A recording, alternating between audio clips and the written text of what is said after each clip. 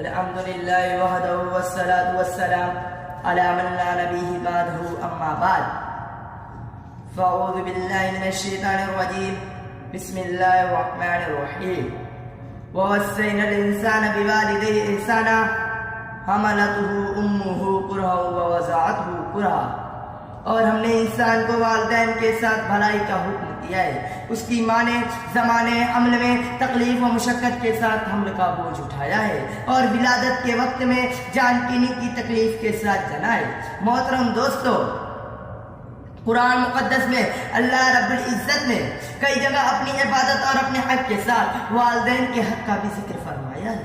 جہاں مالک ارض سما خالق کائنات نے اپنی عبادت کی تاکید فرمائی ہے، وہاں والدین کے ساتھ اچھے سلوک اور رواداری کی بھی تاکید فرمائی ہے. کہیں فرمایا ہے وَوَصَّيْنَا الْإِنسَانَ بِوَالِدَيْهِ إِحْسَانًا، اور ہم نے انسان کو اپنے والدین کے ساتھ بھلائی کا حکم کیا ہے. اور کہیں فرمایا ہے وَوَصَّيْنَا الْإِنسَانَ بِوَالِدَيْهِ حُسْنًا، اور ہم نے انسان کو اپنے ماں باپ کے ساتھ ہمدردی کی تاکید کی ہے. بات یہ ہے کہ والدین کا اولاد کے اوپر اللہ کے بعد دوسرے نمبر پر ہے، اس لیے اللہ تبارک و تعالیٰ موجود حقیقی ہے اور عالم اسباب میں والدین اپنے اولاد کے وجود کا سبب ظاہری ہے. اس لیے اللہ تعالیٰ نے کئی جگہ ماں باپ کے حقوق کی اہمیت کی تاکید فرمائی ہے کہ ہمیشہ اپنے والدین کے ساتھ اچھا سلوک کرتے رہو، ان کی تعظیم و محبت کو اپنی خدمت گزاری سمجھو. محترم دوستو، جناب رسول پاک صلی اللہ علیہ وسلم نے ایک حدیث میں ارشاد فرمایا ہے، ایک نوجوان صحابی بہت زیادہ عبادت گزار تھے، نماز روزہ صدقہ خیرات اور بھلائی کے کاموں میں سب سے آگے رہتے تھے، مگر ان کے گھر میں ان کی بیوی اور ماں کے درمیان اختلاف اور انبن رہتی تھی. وہ بیوی کی بات میں آ کر ماں کے اوپر بیوی کی بات کو ترجیح دیتے تھے، جس کے نتیجے میں ماں ان سے بہت زیادہ خفا رہتی تھی.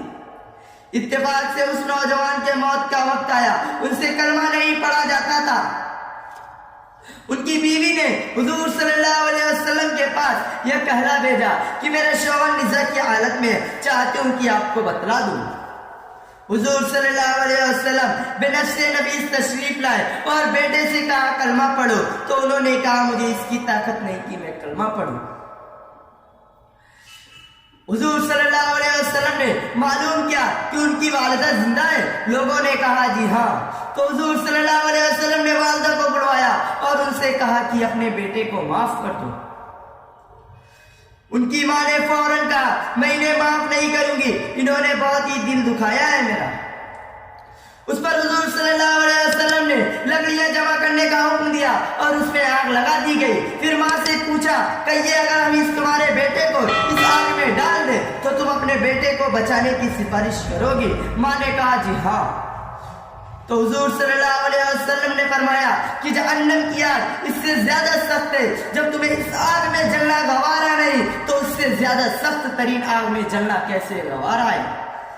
لہذا تم اپنے بیٹے کو یا تو معاف کر دو ورنہ ہم ان کو تمہارے سامنے اس آگ میں جلا دیتے ہیں. اس پر ماں نے کہا یا رسول اللہ آپ گواہ رہیے، میں نے اپنے بیٹے کو معاف کر دیا اور اس سے راضی ہوں. پھر اس کے بعد حضور صلی اللہ علیہ وسلم نے بیٹے سے کہا کلمہ پڑھو، تو انہوں نے کلمہ پڑھا.